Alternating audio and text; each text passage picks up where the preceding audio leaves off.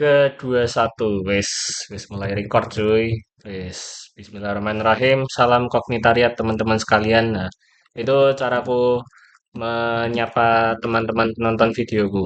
Kenapa aku kepikiran salam kognitariat? Soalnya aku merasa banyak di antara kita yang IQ-nya di atas 78 tapi nasib kemandirian finansialnya mengenaskan. Ngono sih. Yang IQ-nya 58 gimana bang? IQ-nya 58, IQ 58 itu masuk status keterbelakangan mental rendah. Nah, atau retardasi mental coba cek. Ada itu. Oh ya, anyway buat teman-teman yang nonton, in case ada yang nonton ya. Ini aku lagi random talks lagi sambil main Tetris lagi. Kenapa? Ya karena video esainya belum siap upload hari ini.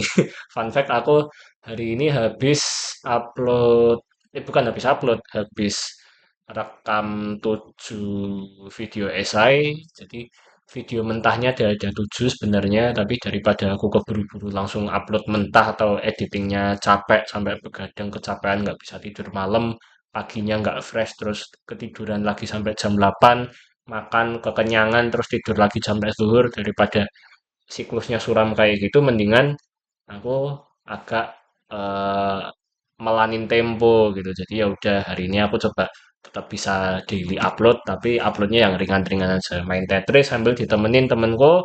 Ini ada temenku namanya siapa Mas? IQ 58. Aku aku aku lagi mikir Mas Ambal. Teplak. Ya, jadi ini temenku, adik kelas SMA aku, dan sekarang sekampus juga sama Waduh, aku. woi, Aku semester 2, kalau temanku ini semester 7 kalau nggak salah. Jadi tuaan siapa? ya malah mengboxing, aduh. Loh, tapi kan nggak pada tahu, kan nggak pada tahu siapa. Santai aja kali, lagian kalau tahu juga nggak apa-apa tuh. Santai-santai. Malah malah bagus loh tak kasih panggung buat masuk TV kan. Dimaknai positif aja, Bro. Aku masuk TV tapi masuk lapas bang. Masuk TV, berakhir masuk lapas. Aduh, aduh, kocak lah. Astagfirullah. Tapi kan belum belum tentu ya orang-orang yang nonton video ini bahkan tahu aku kuliah di mana. Ya meskipun aku termasuk apa ya, termasuk eh, konten kreator virtual yang menerapkan sistem anonimitas super aneh sih menurut. Sistem anonimitasku tuh aneh banget. Jadi aku apa namanya menampilkan diri sebagai konten kreator virtual yang nggak menampangkan langsung nama asliku siapa, tapi kalau teman-teman ngecek deskripsi YouTube, nah itu nanti ngarah ke situs tutorember.com, dan di situs tutorember.com teman-teman bisa klik-klik dikit dan nanti udah langsung ngeliat tuh nama lengkapku siapa. Tapi itu Keren. tricky juga sih kan, kan situs tutorember.com itu kan emang website untuk ngumpulin teman-teman yang mau belajar tes potensi akademik gitu, dan sebagai orang yang katakanlah berbagi soal-soal ataupun pembahasan dan atau materi tes potensi akademik, ya masa aku nggak membagikan kredensial pribadiku, apa namanya, riwayat profesionalku gitu, termasuk ya dengan sertifikat yang skornya sekian gitu. Kalau namanya disensor ya berarti kan malah jadi nggak transparan ya, gitu sih masalahnya. Astagfirullah. Tapi fun fact, anu loh, apa namanya?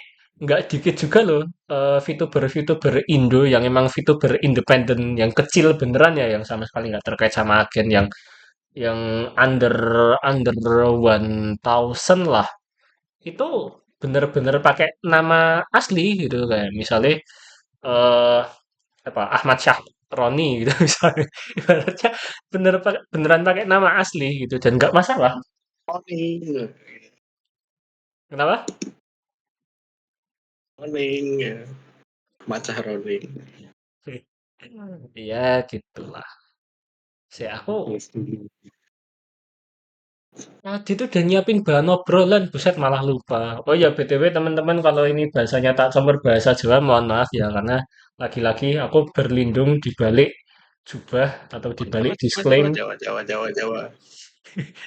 di balik disclaim ini konten random talks. Jadi kalau teman-teman mau mau mengharapkan value berdaging dari video kayak gini, mending teman-teman langsung unsubscribe.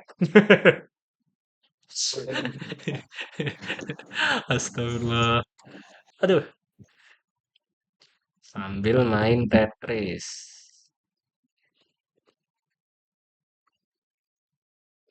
Kalau main Tekken sambil ngobrol susah, Pak, serius. Susah. Kalau Tetris masih bisa lah sambil ngobrol. Kalau Tekken nggak bisa aku. Soalnya apa ya? Mungkin karena skillku terlalu noob kali ya kalau di Tekken. Kalau Tetris mungkin skillku lebih bagus. Mungkin, tapi nggak tahu juga. Jerat, jerat. Jadi apa topiknya? Nggak ada, nggak ada. Beneran, nggak, nggak ada, nggak ada topik. Apa ya, tapi mungkin next time bisa buat anu ya bisa ditentuin dari awal kali ya topiknya apa gitu misalnya apa topiknya Stella IQ 78 gitu ya. Enggak mas maksudnya bukan bukan bukan bukan apa Bu Menteri Stella IQ-nya 78 bukan cuman aku membaca salah satu berita dari Google itu beritanya bilang kalau eh, penelitian yang lagi viral di internet terkait skor IQ-nya orang-orang Indo katanya 78. Nah, itu menurut menteri kita, menteri menteri apa sih? Menristek Dikti ya? Mbak Stella tuh atau apa aku lupa ya. Pokoknya kayak gitu. Eh, Wakil Wakil Menteri. Wamen ya malah, no, sorry sorry. Menurut Mbak Wamen Stella ini eh itu penelitiannya nggak valid gitu. Karena juga diteliti oleh peneliti yang di dunia ilmiah tuh sering dikritisi gitu. Ibaratnya kalau di dunia artis tuh, nah ini tuh Aldi Taher gitu sih. Jadi jadi apa eh, Mbak Stella nggak setuju lah sama informasi yang beredar dan jadi wacana tersendiri di internet bahwa skor IQ orang Indonesia tuh 78 gitu. Terus Mbak Wamen juga bilang bahwa enggak kok kita nggak 78 kok ada penelitian yang lebih valid bilangnya kita 91 itu kayak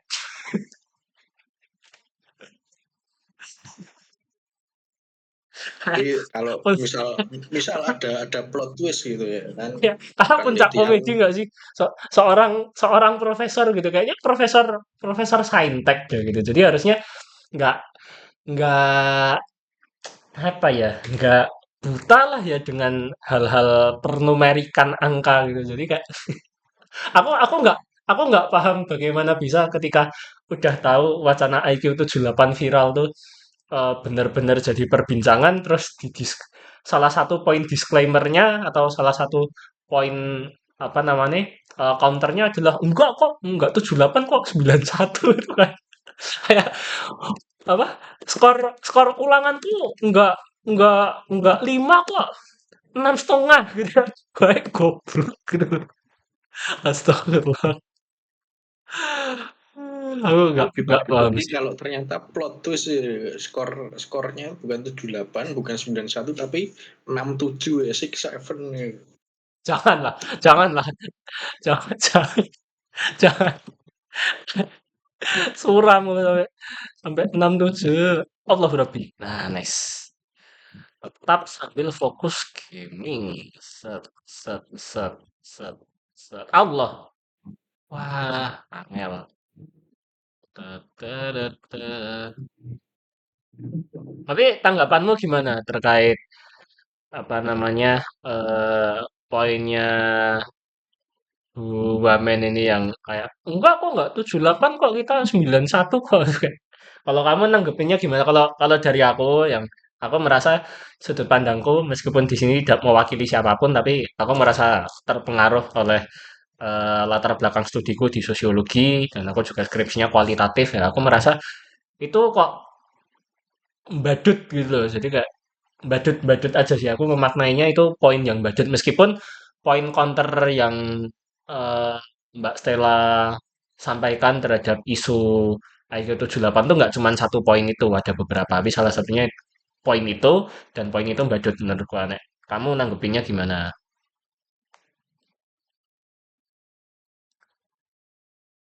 IQ default itu 100. Mm. 91 tidak lebih baik dari 78. Itu itu kayak nilai KKM 75 gitu terus nilaiku nggak 4 kok, nilaiku 5,5 gitu kayak whatever dude. Kamu tetap aja nggak tuntas KKM gitu. Ya, sengeles apapun, oh iya 91 sebenarnya average IQ dari orang Indonesia itu 91. Tapi kenyataannya skor TKA yang baru aja keluar. Mm-mm. Keren, keren. Kalau TKA keren, kerennya berapa emang? Tertinggi tidak lebih dari 50 poin. Eh, minimal minimal amannya berapa? Aku nggak tahu soalnya. Malah kan KKM bang. Nggak, KKM-nya kita kita dapatnya 50. Itu KKM-nya berapa? Nah, kalau as usual di sekolah itu paling paling nggak kan 75 ya sebagai KKM. Oh, skala 0 sampai 100 toh itu TKA. Ini saja bahkan di bawah 50. Dan Oh, bro, oh, itu yang tertinggi bro. Come on. oh yang tertinggi senasional kita tahu gimana sih itu? Yes. Oh, oh ya udah.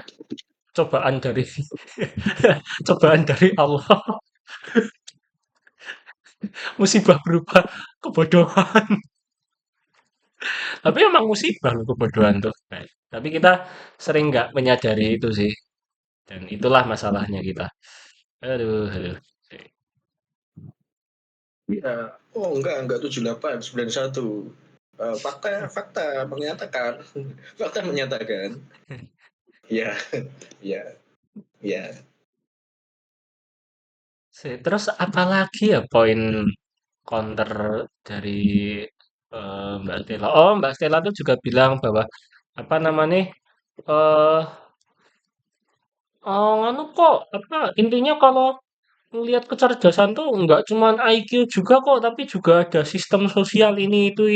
Nah, itu kalau aku agak agak agak terpancingnya adalah mau bawa ke oke berarti Anda punya gagasan pemikiran seperti apa terhadap dunia pendidikan gitu. Itu mungkin pertanyaan yang bakal dianggap bodoh gitu dalam artian karena ya masa aku sebagai warga Indonesia nggak tahu sih wakil menteri udah bergerak seperti apa sepanjang setahun pertama kepemimpinan kabinet Pak Prabowo misalnya kayak gitu. Cuman ya again sih kayak apa ya? Mungkin cara beliau tampil ke tengah-tengah publik tuh masih kalah gitu mungkin dibanding Pak Purbaya aku nggak tahu. Tapi aku nggak tahu juga apakah semua menteri itu dalam konteks personal branding sebagai personel kabinet itu apakah harus mencontoh Pak Purbaya gitu. Aku nggak tahu juga sih karena ada menteri yang katanya performanya cukup cukup memuaskan Pak Amran Sulaiman kalau nggak salah dari Menteri Pertanian yang masuknya juga bareng sama Pak Purbaya itu katanya sih cukup memuaskan juga performanya. Tapi aku nggak tahu sih. Lebih ke Mbak Stella bilang bahwa intinya tuh bukan cuman IQ tapi juga let's say sistem sosial gitu. Nah, berarti ini orang eksakta udah punya gagasan apa terkait perbenahan sistem pendidikan menjadi katakanlah menjadi lebih hakiki, lebih esensial, lebih enlightening dan apa namanya less reasoning, let's say gitu. Pendidikan yang membebaskan, bukan pendidikan yang memenjara gitu atau apa ya? Kalau bahasa nakalnya eh, Mbak Stella ini udah namatin bukunya Paulo Freire berapa kali ya gitu sampai berani bilang bahwa oh yang penting tuh nggak cuman IQ tapi juga sistem sosial gitu guys.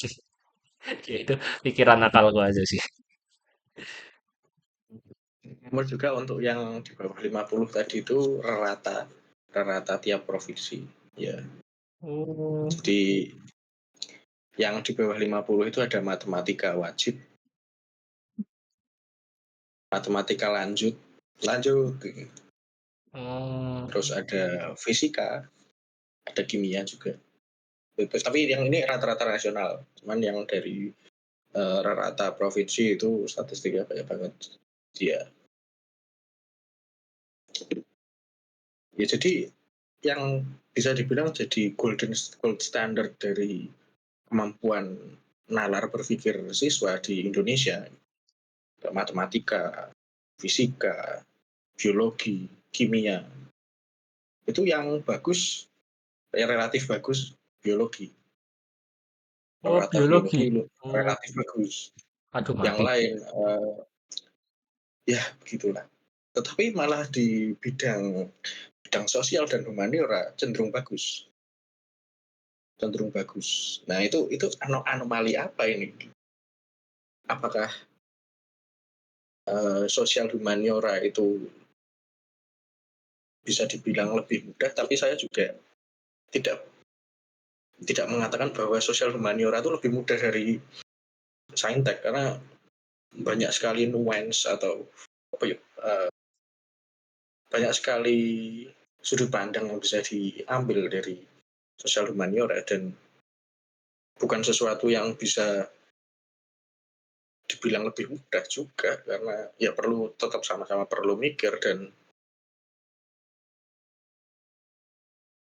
menarik apa anomali rata nasional dari TKA tahun lalu tahun tahun 2025 itu unik di melawan melawan mindset yang sudah tertanam secara nasional bahwa oh saintek itu sebagai patokan intelijensi siswa tapi ternyata pada skor TKA rata dari bidang sosial humaniora itu cenderung lebih bagus daripada saintek. Aku punya plot twist. Aku punya plot twist. Eh, pertama, skor MTK ku pas ujian nasional SMA, pas masih ada ujian nasional. Nah, kalian generasi-generasi alpha mindless scrolling TikTok Roblox nggak tahu ujian nasional nggak jenis. Eh, aku skor ujian nasional SMA matematika 42,5 tapi biologi IPA aku ngambilnya di biologi 7. Satu itu terus kedua aku anak linjur. Jadi SMA-nya IPA, kuliahnya soshum. Jadi somehow aku merasa kok aku anu ya, apa namanya? Merasa sangat sangat-sangat akrab dengan hasil yang dicapai oleh teman-teman tersebut gitu ya kayak merasa merasa satu umat gitu. Karena anak-anak tadi kan dibilang MTK-nya jelek, biologinya agak oke, terus sosumnya lebih oke lagi ya. Ini kok sama seperti saya. Astaga. Oh iya, sorry.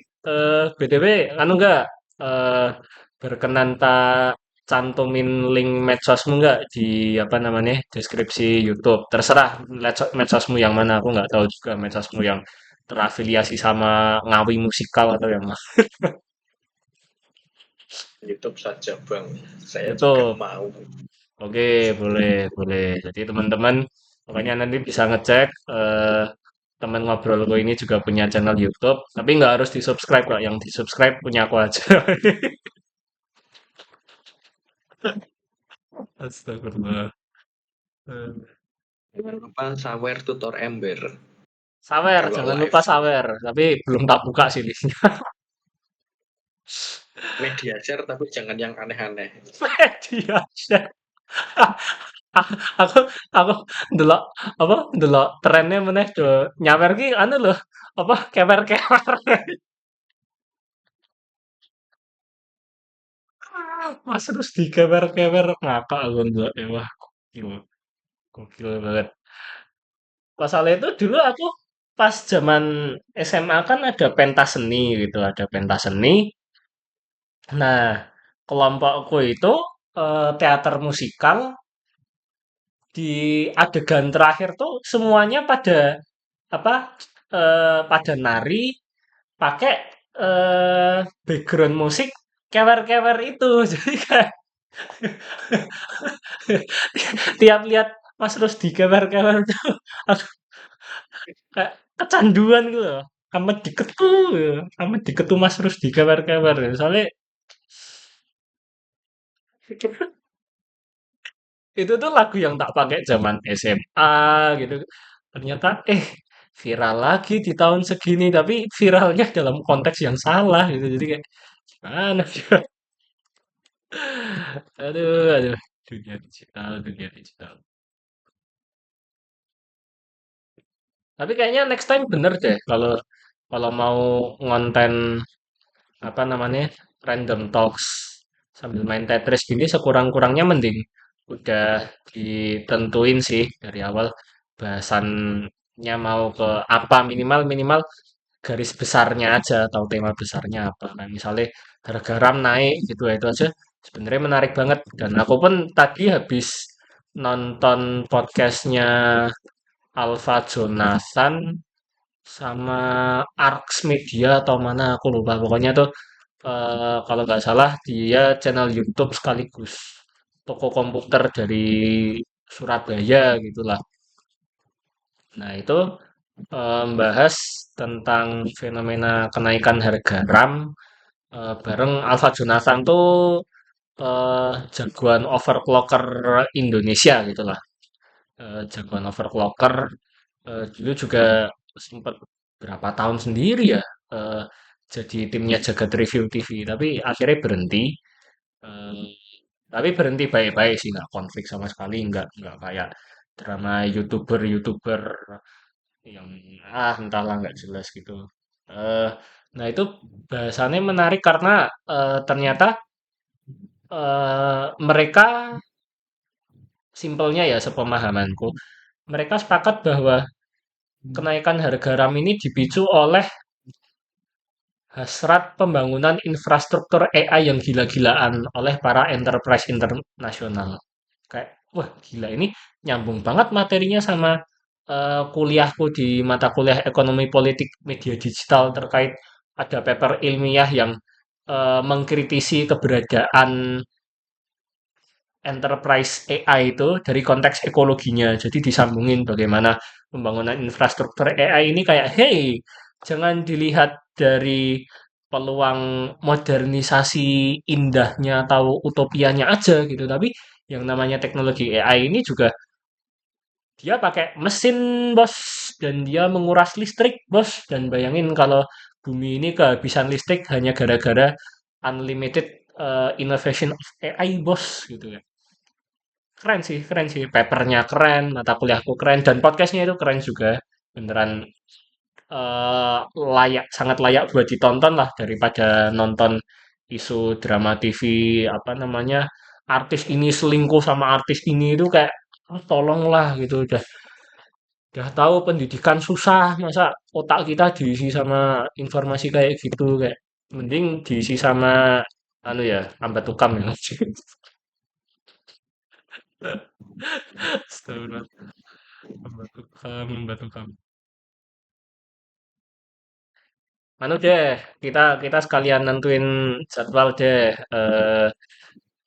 Kamu mau kamu mau asma kok yang ngomong Romedo. Kamu maunya gimana? Anu, apa namanya? Kamu slow lagi kapan? Kalau aku sih targetnya, saya aku tuh target besok Selasa mulai scheduling video buat daily upload. Terus Aku ngupload 7 video esai berarti sama sebenarnya pengen ngambis nganu sih. BTW kalau kamu mau motong omonganku boleh banget loh. Di sini nggak ada etika public speaking ya, santai aja. Halo, halo. Oi, oi, halo, halo. Enggak ada, Pak. Kenapa? Suaramu koyo rakyat kecil, Pak. Bungkam. Udah.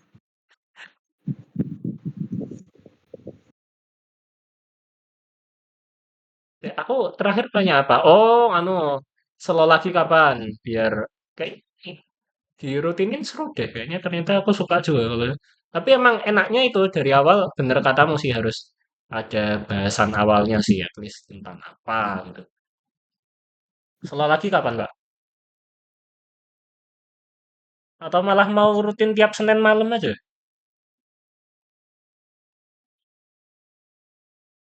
Tidak dijadwal how. Jadi random gue. Ya wis bener sih. Bener, bener, bener. Tapi aku penasaran juga sih kalau ngobrol sama temen lain kira-kira gimana. Temen teman sosioku bisa juga sih. Ya gampang lah. Oke, oke, oke. Sip, sip, sip, sip. Dan buat teman-teman lain yang pengen ngobrol bareng gini juga bisa ya request. Silahkan kirim surat lamarannya ke email. Emailnya ada di kolom deskripsi. Jangan lupa CV-nya harus satu halaman. Nggak boleh pakai model kreatif. Harus pakai CV ATS. Nggak, ini satir aja. Buat siapapun yang mau ngobrol bareng tutor ember. Oh, tutor ember ini bukan sembarang tutor ya. Dia adalah tutor yang lolos tes skolastik LPDP sekali coba tanpa bimbel. Padahal ujung-ujungnya ra lolos. Isih isih dieling-eling, wae padahal ya ujung-ujungnya ra lolos.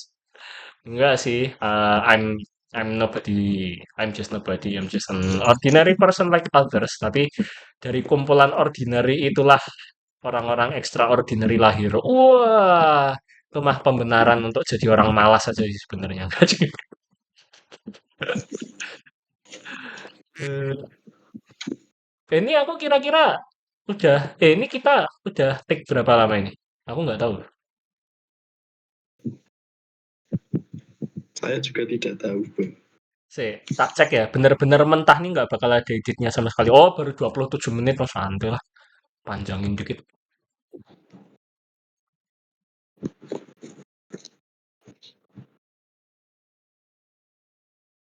Ya, apa yang mau dibahas lagi Oh, apa mana ya? Belum terkait sih. apa AI Boleh, boleh. Nih kamu ada bahasan tentang AI, monggo. Iya, kira-kira. sebagai gamers dan juga orang yang bergerak di bidang kreatif, saya tidak suka. Tidak apa? Saya tidak suka karena mahal jadinya Oh, oke. RAM mahal, CPU mahal, dan sekarang mulai ikut-ikutan storage ya, entah itu HDD, SSD itu juga ikut mahal. Jadi ya Naik, naik, naik. berat. Naik semua sih. Dan pesan sederhana dari podcastnya itu bilangnya adalah sayangilah device kalian gitu. Jangan, ja- bahkan si Alfa Jonathan ini dia tuh udah bikin 3 konten siap upload. Eh, Konten overclocking, overclocking RAM kalau nggak salah, overclocking RAM atau overclocking apa namanya memori SSD gitu atau gimana aku lupa. Itu sampai depending uploadnya karena efek mahalnya apa namanya mahalnya apa ya istilahnya mahalnya part-part part-part komponen komputer gitu kali ya istilahnya aku apam juga soalnya. Jadi kurang lebih kayak gitulah SSD naik, RAM naik, apa-apa naik. Nah, otomatis eh, orang-orang dari level consumer yang individual kayak kita jadi males juga kan, jadi nggak punya minat beli, daya beli, jadi di sodorin konten apa namanya, konten memakai RAM ini sampai ke potensi maksimalnya gitu ya. Buat apa nggak bisa beli juga. Padahal sebelum-sebelumnya gampang buat beli gitu. Kayak, isunya banyak banget sih kalau mau dibahas dari situ. Oh, terus anu Alfa Jonathan itu juga nyaranin agar pemerintah tuh ngasih program MBG, memori berkualitas gratis.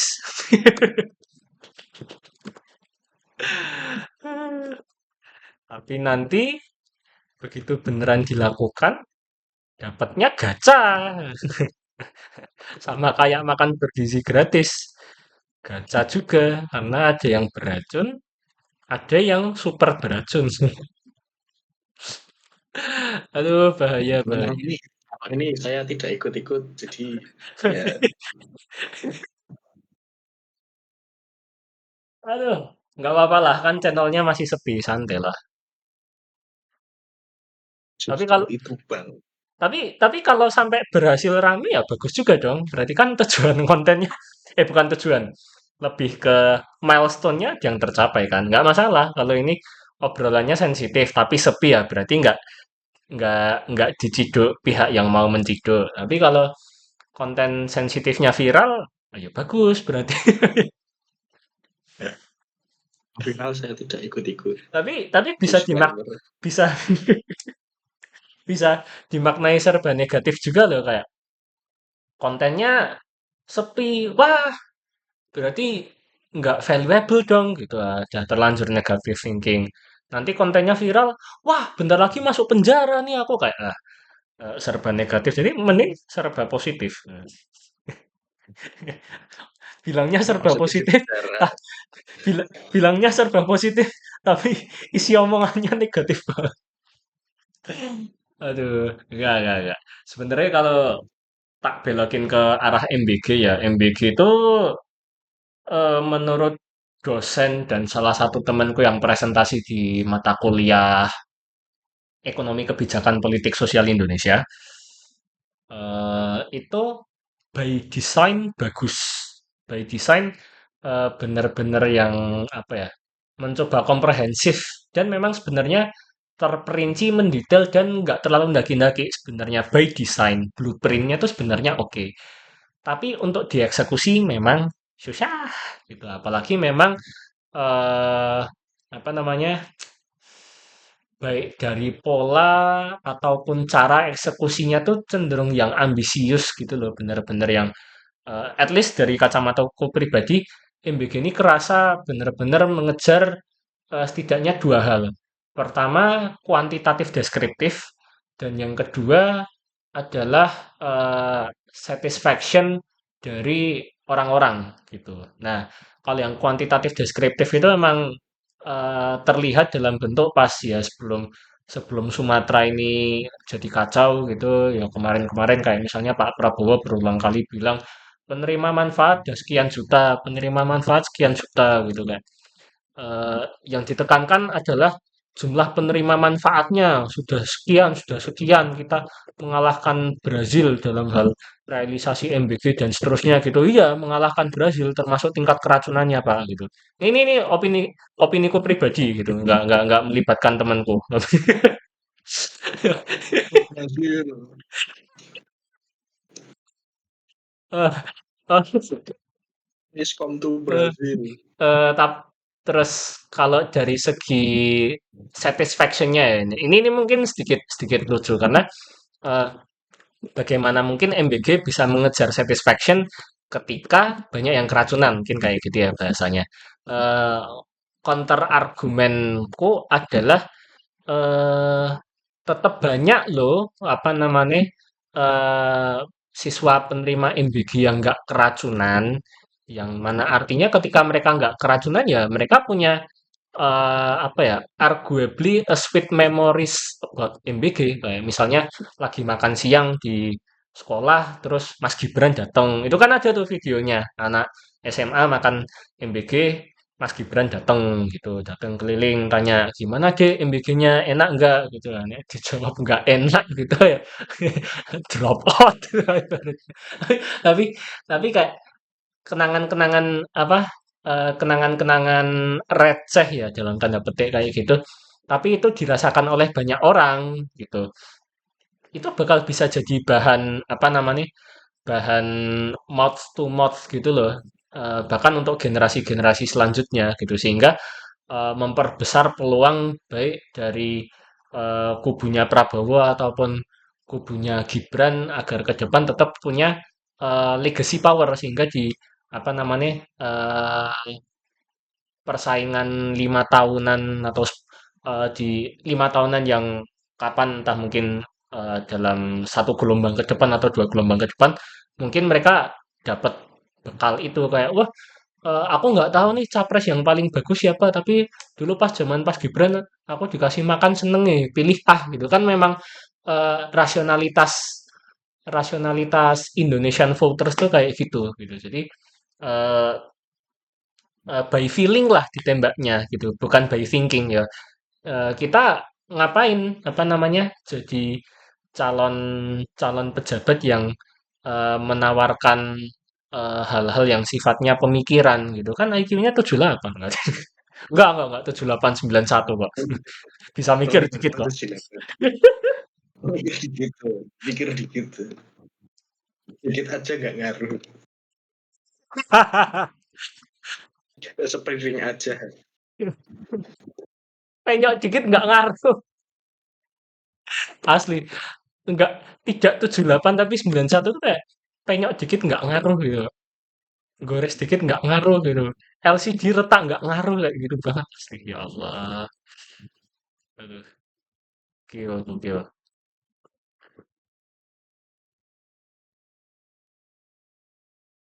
BTW kalau aku hening gaming berarti mulai fokus sama Tetris ya dan mulai kehabisan apa obrolan. Tapi ya nggak apa-apa juga sih, mending kehabisan stok obrolan daripada kehabisan apa apa ayo nunggu punchline kan. Aduh. Tapi ada yang mau kamu komentarin nggak sebagai warga sipil yang awam terkait dengan MBG mungkin atau apa monggo loh kalau mau nanggung.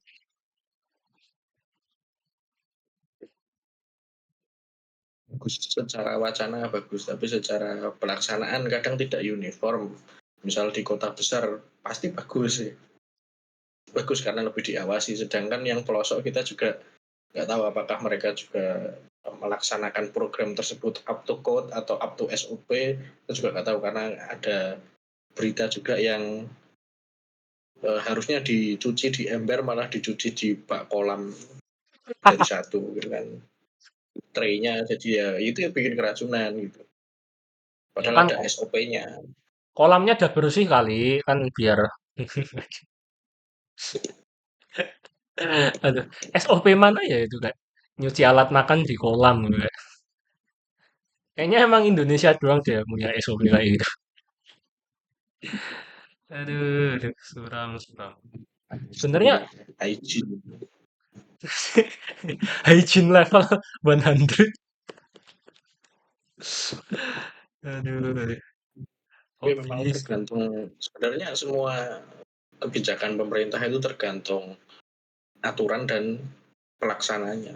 Jadi kalau aturan bagus pelaksanaan juga bagus juga program otomatis bagus. Bukan tergantung aliran uangnya. Enggak maksudnya bentar bisa tak lurusin. Saya, Jadi saya tidak ikut-ikut. jadi maksudnya suatu kebijakan itu kan nggak mungkin dilaksanakan tanpa kebutuhan dana dong.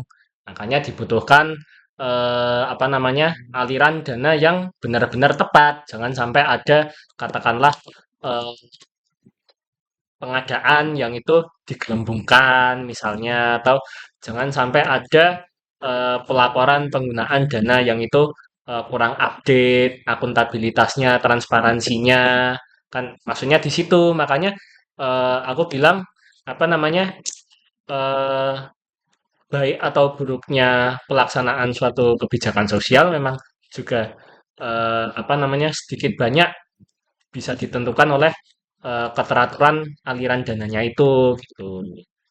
Tapi kalau mau dimaknai yang berbeda juga monggo sih. Hmm. Tapi tetap dasarnya itu memang satu aturan, dua pelaksanaan, tiga pengawasan. Kalau tiga-tiganya itu berjalan dengan baik, otomatis programnya akan baik. Pengawasan. Aku kemarin bikin itu tuh, bikin video esai kritik LPDP tuh. Nah, yang belum nonton silahkan nonton. Sem- Kera- Kasar banget persuasinya gak. Cuman aku kepikiran video esaiku yang itu karena aku juga menyampaikan kritikku terkait dengan apa namanya eh, sistem evaluasi dari LPDP itu sendiri. Jadi gini Pak, dari pengalamanku 2 kali ikut LPDP dan selalu ditolak, yang kurasa perlu dievaluasi adalah gini, semua peserta yang selesai dari tahap wawancara itu diwajibkan mengisi form gitu. Formnya tuh berisi tentang apa namanya penilaian peserta terhadap interviewernya. Apakah interviewer galak, apakah interviewer bertanyanya to the point atau menggak-menggok dan seterusnya ibaratnya kayak gitu. Selesai ngisi Google Form, oke, bukan Google Form tapi formulir online selesai ngisi ya udah selesai gitu. Artinya ketika wawancara sudah dilakukan, dari peserta tuh ngasih feedback ke pewawancara gitu. Nah, tapi pewawancara nggak ngasih feedback ke peserta selain feedback berupa kamu lolos atau kamu nggak lolos. Menurutku itu, at least buat subjektifku pribadi ya itu menyebalkan. Karena kita udah susah-susah persiapan untuk wawancara.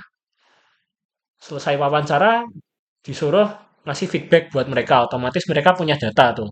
Tapi kita yang ditolak, nggak dijelasin kenapa kita ditolak, itu nyebelin banget. Kayak tiap tak, bayangin kita nyoba sampai 4 kali, 5 kali, dan dari tahun ke tahun kita nggak tahu penyebab ditolak kita kenapa. Oke lah, kita bisa bimbingan sama awardi yang udah lolos gitu dan seterusnya, mock up lah, mau mock up sampai mock up lah atau gimana gitu ibaratnya, sorry bahasa aku agak kasar. Eh, Cuman ibaratnya udah mock up, tanya sana sini, oh kemungkinan besarnya ditolaknya karena ini. Tapi kalau belum ada statement yang resmi dari orang yang menolak kita secara langsung, ya itu cuman tebak-tebakan anak SD doang ibaratnya, coy. Kayak ibaratnya kita PDKT lah, mau mau nikah gitu, mau nikahin anak orang gitu. Eh, Kita udah PDKT ternyata ditolak gitu. Terus kita tanya, kenapa ya kok aku ditolak gitu? Ya nggak dijawab kenapa gitu, dan kita bener-bener clueless, nggak tahu di situ ditolaknya kenapa. Terus kita tanya ke orang lain yang nggak terlibat di dalam interaksi antara kita berdua yang apa namanya antara kita dengan dia gitu misalnya. Ya gimana bisa tahu ditolaknya kenapa gitu loh. Kayak please lah. Oke, Oke, kenapa apa Anda ditolak LPDP? Reviewer berkata, kau member, aku admin. sebel banget. Ya tapi gini lah, at least eh misalnya yang ikut wawancara tuh ada 10.000 misalnya, yang diterima cuman 500 gitu. eh dari 10.000 yang diterima 500 doang, berarti kan itu 99.500, enggak, 9.500-nya kan ditolak gitu. Nah, katakanlah dari 9.500 ini dipetakanlah alasan penolakannya misalnya karena 4 gitu. Misalnya pertama karena Jawa, yang kedua karena IQ-nya 91 gitu. Yang yang ketiga karena interviewnya pakai Chromebook gitu. Sama yang keempat apa ya? Karena nebangi pohon di Sumatera misalnya kayak gitu, kayak petain aja lah jadi 4, kayak apa sih susahnya? Kalau mau bisa. Masalahnya mau atau enggak. Itu opini dari aku, at least. Jadi tolong apa ya? kasihlah feedback gitu, kasihlah feedback. Perkara feedback yang masuk itu mungkin nanti bisa aja valid invalid ya, in proses itu memang inevitable lah gitu. Mustahil juga bisa akurat 100%, tapi at least eh, kayak tolonglah dikasih alasan simpel kenapa sih ditolak. Karena eh, pun halnya sebenarnya bisa jadi lebih bagus loh. Misalnya anak-anak yang diterima tuh juga dijelaskan secara singkat kenapa diterima. Oh, kamu diterima karena punya poin khusus di ini, sama ini. Sehingga diharapkan saat nanti menjalani perkuliahan, kayak gitu kan bisa. Nah, ini sekalian tak bongkar nih. Eh, bodo amat kalau apa namanya, eh, circleku pada tahu. Jadi intinya di sebuah kampus gitu ya, di sebuah kampus ternama eh, yang di level pasca sarjana ada sebuah prodi yang mana di prodi tersebut di angkatan 2022 ada anak award di LPDP, tapi sampai sekarang dia belum lulus. Kenapa? Karena itu orang kayak Johan Liebert di anime Monster. Orangnya manipulatif, bikin teman angkatannya takut, bahkan teman-teman angkatannya sampai ada yang mau drop out mandiri karena nggak nyaman sama tuh anak. Bayangin, ada Kita case-nya itu.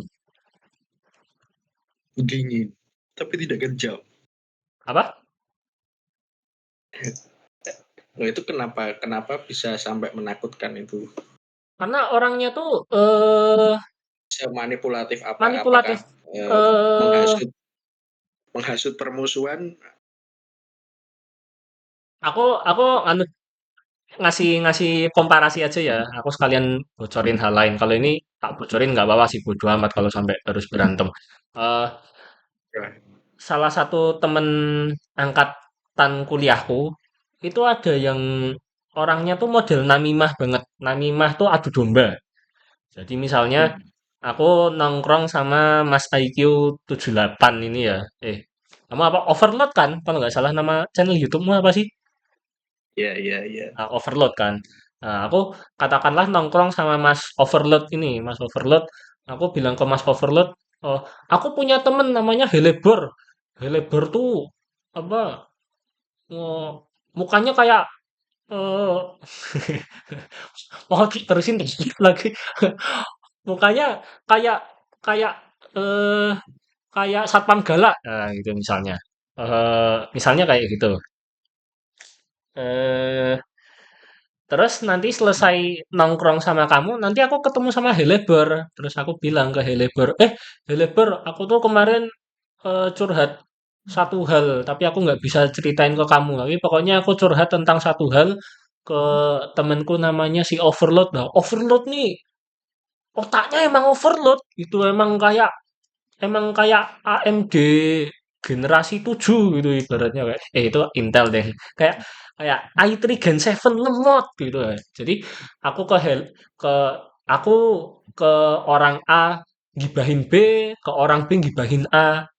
Kayak gitu, Pak. Itu ada temen kuliahku kayak gitu ada. Bahkan dia sampai apa ya? Temen kuliahku ada yang udah nikah gitu, temenku yang udah nikah ini si cowok ini ya akrab sama teman angkatan lain yang cewek cuman di apa namanya di PTN in general tuh kayak ya emang apa namanya bukan hal yang aneh gitu cowok apa namanya akrab sama cewek gitu itu sampai dibilangnya pelakor gitu kayak, gila gak sih hanya karena kamu akrab sama suami orang langsung dianggap pelakor gitu kayak. Dan itu orang udah berulang kali lah apa namanya teman angkatanku ini dia eh, bikin masalah mulu. Pernah juga aku pernah sekali kerja kelompok sama dia eh, kerja kelompok gitu kan. Nah pas udah janjian tiba-tiba tuh dia bilang maaf aku sakit kekurangan cairan. Yang kamu bayangin apa Pak? Kalau orang sakit nggak bisa nugas kelompok bilangnya kekurangan cairan. Bayanganmu gimana Pak? Dirawat. Either dirawat atau paling enggak bisa kita asumsikan dehidrasi akut kan. Iya. Nah, ya udah. Jadinya dari teman-teman kelompokku maklum, oh ya udah gitu. Dan dari kami-kami teman kelompoknya yang lain nggak berani tuh nawarin, oh meskipun kamu sakit tapi coba kerjakan tugas ini ya gitu. Nggak berani karena wah dehidrasi akut bos gitu. Nah, plot twistnya ternyata ini orang ketika bilang 2 hari nggak sakit itu selama 2 hari itu dia pulkam plesar plesir.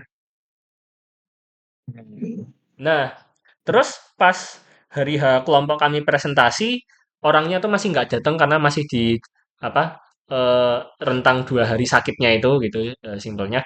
Nah, selesai kelompok kami presentasi, dosenku tanya, tadi yang nggak ada namanya siapa? Oh si ini gitu, si si ini tadi tuh dia sempat ada kontribusinya nggak di grup kalian? Temenku pada tengok-tengokan satu sama lain kan. Aku juga saling lihat-lihatan bentar habis itu aku yang berani ngomong enggak. Ya nadaku nggak sesengak ini ya. Cuman sebenarnya aku bilang ke dosenku tidak Pak. Mas, Mas. Eh, tidak gitu. Ya udah habis itu selesai. Nah, habis itu intinya temenku ada yang ngabarin ke si si tukang namimahnya ini coba kamu lapor ke Mas dosen gitu. Soalnya tadi ditanya gini gini gini gini. eh Habis temanku yang lain ngabarin kayak gitu, si Namimah ini njapri aku gitu. Assalamualaikum, Mas Tutor Ember gitu. Namaku tak sensor ya biar seru. Mas Tutor Ember, tolong dong ceritain kronologinya gimana. Tak jabarin kronologinya sampai bilang oke makasih gitu doang. Udah, akhirnya itu anak disuruh ngerjain tugas individual nulis esai 2000 kata sebagai bentuk ibaratnya bentuk ganti ganti tugas gitulah karena dia udah nyekip dari kewajiban presentasi kelompok. Nah, anak kayak gitu aja dibilang sama apa sama eh, wali kelasku. Jadi simpelnya di prodi kuliahku tuh kayak ada sistem wali kelasnya gitu ada yang bantuin ya gitulah apa namanya ada wali kelas dari kakak tingkat yang udah lulus dan memang ditunjuk untuk dampingi kami-kami kuliah gitu. Nah itu eh senpaiku aja bilang temanku si tukang namimah itu masih safe Pak hitungannya, masih aman. Nah, jadi bayangin kalau si award di LPDP ini itu eh, aslinya kayak gimana dan itu award di LPDP gitu. Itu kan Dua cerita BTW. cerita apa? S2 juga BTW. Ya, ya S2. Oh bukan alumni malang itu masih masih masih award di LPDP bukan alumni award di LPDP. Jadi kayak itu kan juga hal-hal yang apa ya jarang di blow up ya. Yang masih sering di apa yang masih masih dominan jadi wacana tuh sebatas wow apa namanya penerima beasiswa LPDP kerja di luar gitu. Nah, kalau penerima beasiswa LPDP yang kerjanya ngerusak dari dalam gimana tuh blow up-nya? Kayak aku Di blow.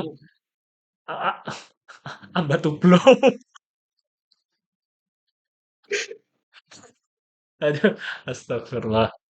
Cuman apa namanya? eh Paling nggak yang aku sampaikan di video saya kok nggak sampai spill kasus separah itu sih. Tapi intinya aku mempertanyakan balik lagi kok mereka nolak sepihak tanpa keterangan apapun gitu. Sedangkan peserta calon awardi pasca wawancara wajib ngisi formulir online itu kayak wah sepihak banget nih, timpang banget nih powernya antara antara LPDP sama calon awardinya kayak gitu. Itu yang aku pertanyakan. Ya. Terus juga aku mempertanyakan apa ya? Poin kritikku adalah sebenarnya kita-kita yang awam, yang non awardi ini bisa mengkritiknya tuh lewat mana sih? Masa lewat call center admin doang gitu ibaratnya? Masa masa komplainnya cuma bisa via email, via DM Instagram, via kolom komen Instagram kayak come on man gitu. Even even Pak Pur Pak Gaya aja bikin bikin program lapor Pak Pur itu ada nomor WhatsApp dari entah dari Kementerian Keuangan atau Direktorat Jenderal Pajak yang aku lupa pokoknya ada nomor WhatsApp resmi yang bisa dipakai untuk ngeluhin hal-hal apapun seputar perpajakan dan bea cukai gitu. Dan itu programnya eh, apa ya, baguslah bener-bener apa namanya, laporan lapangan tuh bener-bener dapat dengan akurat dan bisa disidak lapangan gitu, kayak misalnya ada petugas bea cukai yang tiap hari kerjanya masuk kafe Starbucks mulu gitu, kayak bayangin ngapain kalau kalau apa namanya, pekerja kayak misalnya desainer desainer interior gitu misalnya tiap hari ke Starbucks, wajar lah gitu, emang emang kerja swasta gitu itu, pegawai bea cukai masuk Starbucks tiap hari ngomongin investasi gitu, kayak itu di jam kerja gitu, jam istirahat aja udah nyebelin gitu, di jam kerja. Jadi kayak wah, ngapain tuh orang kan, kayak kayak gitu. Nah, itu aja seorang Pak Purbaya yang apa namanya, eh, baru baru masuk ke dunia pemerintahan aja bisa gerak inovasi bikin gebrakan program atau sistem kebijakan kayak gitu. Nah, LPDP yang udah bertahun-tahun ini gimana? Woi, admin, member berulah. Aduh, kayaknya aku besok S3 anu deh, nggak pakai LPDP deh. Bukan bukan bukan bukan karena punya kemampuan finansial, tapi lebih ke udah di-banned sama admin. Astagfirullah. Tapi ya kayak Admin ya, member kau berulah. tapi aku memaknainya secara filosofis kayak apa namanya? eh Pemulung nyarinya sampah, nggak nyari emas. Jadi ya udah whatever. Wah, wah keren banget kayak seakan-akan pemulung nggak suka dikasih emas gitu ya kayak. Aduh, astagfirullah. Cuman kayak at some point aku percaya tentang hal itu sih, kayak ya udahlah, yang mau nerima kita bakal nerima kita, yang nggak mau ya juga bakalan jauh. Jadi ya ya sudah, selama kita berbuat yang bisa kita perbuat, dan sebagai eh, warga sipil non aware PDP, non pejabat yang merasa tidak punya power apa-apa selain kemandirian finansial swasta dari keluarga, backingan keluarga, ya yang bisa kalau lakukan baru keluar-keluar gini speak up, yang mana itu memang dikritisi sama siapa sih, menteri eh, bukan Mendikdasmen, siapa ya, anu ya kayaknya, anu deh apa partnernya Mbak Stella deh, yang Brian Yulianto, Brian, Pak Profesor kok pokoknya, profesor yang bilang Gen Z apa mental tempe, jangan bisanya cuman medsos doang gitu ya. Ya Ya, Pak, ya, ya. kalau Oke, lapang, besok besok kita nepalkan. Oke, kalau let's go. ah ini bukan saya ya Pak, saya nggak ngajakin Nepal, ini si Overload Pak yang ngajakin Waduh, Nepal Pak. Nggak, cuman poinnya eh apa sih? bercanda, bercanda. Nggak, mau serius juga hakmu sih sebenarnya. Tapi Aduh, eh, aduh, eh, aduh, saya takut ini, saya takut ini. tapi poinnya kayak, oh generasi Z bisanya medsos doang ya, tinggal tak balik aja. Lah, emang generasi Z punya apa lagi selain medsos? Lapangan kerja nggak punya, beasiswa terbatas, biaya Dan sawit pendidikan arum. mahal. Terus kita punyanya apa kalau bukan medsos? Dan medsos aja pun masih dikisruhin sama Menkominfo kan dulu. Kalau sekarang Komdigi, ya moga-moga Komdigi nggak chaos kayak zamannya Pak Ari Budi ya. Ya ini opini pribadi saya Pak, bukan opini si Overload. Cuman kalau dari saya sih ngerasa zaman-zaman Pak Ari Budi chaos sih, bahkan sampai kayak mau ada KPI versi YouTube itu kayak wah, kacau banget. Ya ya Bu. Ya, makasih. Jam berapa? Oh, jam 10. Udah berapa sih ini recordnya? Oh, udah hampir sejam. Oh, ya wis lah. Wis sejam cuy, bener. Wis waktu nih menyudahi rekaman. Jadi kayak gitu random random talk Tetrisnya kali ini temen-temen. Nggak tahu konten selanjutnya masih bareng Overload lagi atau ganti. Nunggu seselonya aja. Semoga Jadi saya semoga saya tidak ditangkap ya. enggak lah, kan channel kecil, Pak. Channel kecil ngapain ditangkap? Gede dulu baru ditangkap. Makanya mumpung masih kecil sering-sering masuk TV di sini aja. Nanti kalau udah gede, nah tak bawain yang gede-gede juga biar biar yang gede itu tak penjarain kan. Enggak guyon, guyon. Semoga bermanfaat. Teman-teman mau nanggepin Ya, apapun, kayaknya tidak bermanfaat ya. monggo di kolom komentar. Mau request apapun, monggo. Terima kasih dan salam. Salam apa? Tambah tukang. Enggak. Salam kognitarian. Salah.